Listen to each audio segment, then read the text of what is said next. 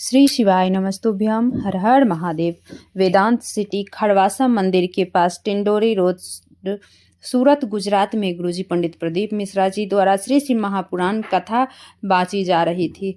ये कथा 7 दिवसीय शिव महापुराण कथा थी, जो कि 16 जनवरी से 22 जनवरी तक आस्था चैनल यूट्यूब के माध्यम से देखी जा सकती थी। ये आज 7वें दिन की कथा पूर्ण हो चुकी है। 7 दिवसीय कथा थी और आज 22 जनवरी 7वें दिन की कथा पूर्ण हो चुकी है। ये कथा आप 1 बजे से 4 बजे तक आस्था चैनल यूट्यूब के माध्यम से देखी जा सकती है। आज गुरुजी बिल्कुल नए उपाय की जानकारियाँ दिए हैं। शंभेश्वर महादेव के नाम से ये उपाय करना है और रुद्राक्ष वितरण कब से बंद होगा और कब से चालू होगा रुद्राक्ष वितरण।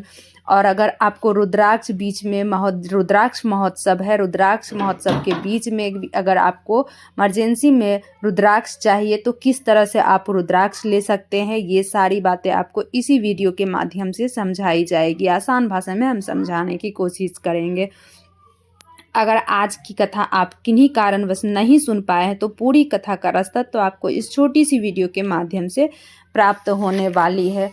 रुद्राक्ष महोत्सव कब से कब तक है और रुद्राक्ष महोत्सव के बीच क्या रुद्राक्ष वितरण होगी या नहीं होगी, अगर होगी तो किस तरह से आप रुद्राक्ष प्राप्त कर सकते हैं, तो पूरी जानकारी आपको इसी वीडियो में मिलेगी। तो पूरी जानकारी के लिए आप वीडियो के अंत तक बने रहें। मेरे चैनल पर नए हो तो सब्सक्राइब कर लो, बेल बटन प्रेस करना ना भूलना, ताकि मेरे ऐसे ही वीडियो की नोटिफिकेशन सबसे पहले आप तक पहुंच सके। बढ़ते हैं आज की कथा की पहली जानकारी की ओर। आज कथा शुरू होते हैं गुरुजी बोले, मान लो मेरे महादेव आपको अगर इस लायक बना दे कि आपके पास धन, वैभव, सत्ता, सारे सुख महादेव आपको दे दे, तो कोशिश करें कि वो सुख आप किसी और को भी बांटने का प्रयास करें। सुख और आनंद में अंतर है, मज़ा और आनंद में अंतर है। आप अगर कहीं तीर्थ जाते हो, कथा सुनने जाते हो, किसी से कहते हो कि हमें बहुत आनंद आया, तो मज़ा शब्द का प्रयोग नहीं करते हो, क्योंकि मज़ा और आनंद में बहुत अंतर है। शिव पुराण की कथा सुनना, शिव का दर्शन करना मज़ा नहीं है। मज़ा कुछ क्षण का है, कुछ देर का है, कुछ दिन का है मज़ा, और आनंद अंतिम सांस तक का है। तो मज़ा अगर पार्टी कर लेते हो, जन्मोत्सव मना लेते हो, मैरिज डे मना लेते हो, इसे मज़ा कहते हैं। आनंद शिव पुराण में को कहते हैं, कथा सुनने को कहते हैं। अगर आप तीर्थ स्थान पे गए हो कहीं दर्शन करने भगवान का, तो उसे आनंद कहते हैं। बढ़ते हैं आज की कथा की दूसरी जानकारी की ओर। सरोजी पत्र लेकर आई। मैं बाबा का क्या वर्णन करूं। मेरी दीदी के 25 साल बीत गए, बहुत इलाज कराया पर बच्चा नहीं हुआ। करे तो क्या करे, अब तो निराश हो गए। तब मैं दीदी को कथा सुनने बोली। मेरी दीदी आपकी कथा सुनती, 5 बार पशुपति व्रत की, सफ़ेद आंकड़े का जड़ का प्रयोग की। 5वां पशुपति व्रत पूर्ण होते ही उन्हें 25 साल बाद मेरी दीदी को पुत्र रत्न की प्राप्ति हुई है। कुबरेश्वर धाम भी गए हम दोनों बहन, वहाँ रुके, विश्राम किए और भगवान भोलेनाथ की कृपा से आज मेरी झोली खुशियों से भर गई। उसी का आभार व्यक्त करने हम कथा पंडाल में आए। बढ़ते हैं आज की कथा की तीसरी जानकारी की। वासु जी पत्र लेकर आए। शिव जी को जल चढ़ाने का क्या फल है। 14 अक्टूबर 2022 को पारिवारिक विवाद में हमें घर से निकाल दिया गया। मेरे पास कुछ नहीं था। ऐसा एक सप्ताह तक घर ढूंढे, पर घर भी नहीं मिल रहा था और मैं बस पैर में चप्पल, शरीर में कपड़े थे, बाकी कुछ नहीं था मेरे पास।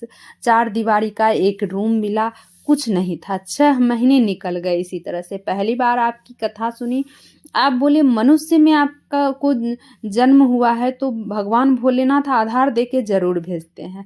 मिला है तो बाबा आपको देंगे। फिर रुद्राक्ष महोत्सव में गए, बाबा से विनय की कि छोटा सा ही काम बाबा हमें कहीं दिला दे।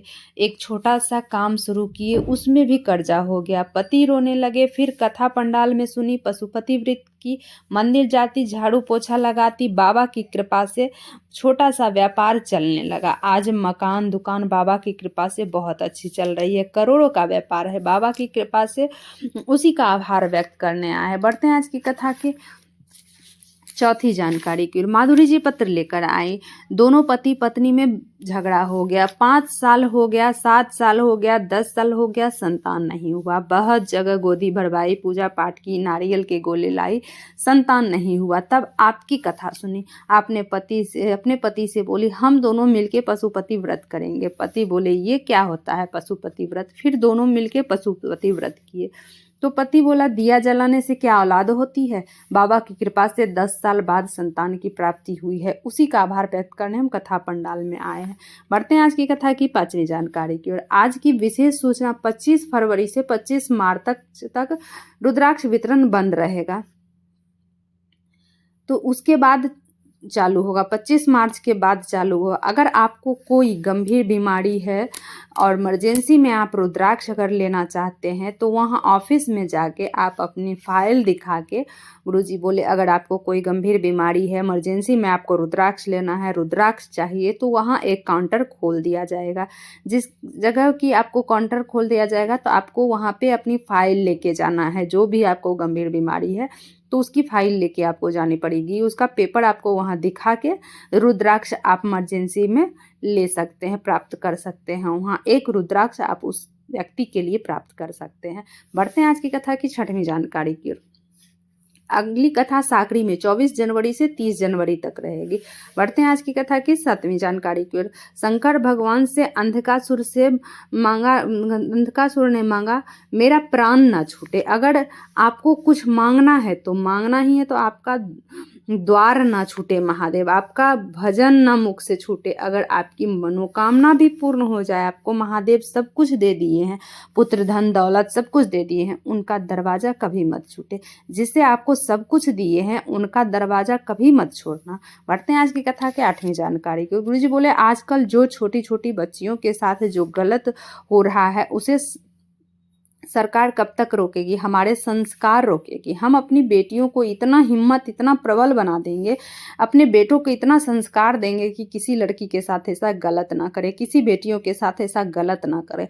और अपनी बेटी को इस तरह संस्कार देंगे, इतना हिम्मत और इतना बल देंगे कि वो अपनी इतना हिम्मत प्रबल बना देंगे कि वो सबका सामना कर सके। बढ़ते हैं आज की कथा की 9वीं जानकारी पर। जिसके घर में किसी भी व्यक्ति को बहुत क्रोध आता हो तो घर में से 1 लोटे जल, आपका जो विशेष उपाय है शंभेश्वर महादेव के नाम से, तो ये विशेष उपाय आप अच्छे से ध्यान से सुन ले और समझ लें।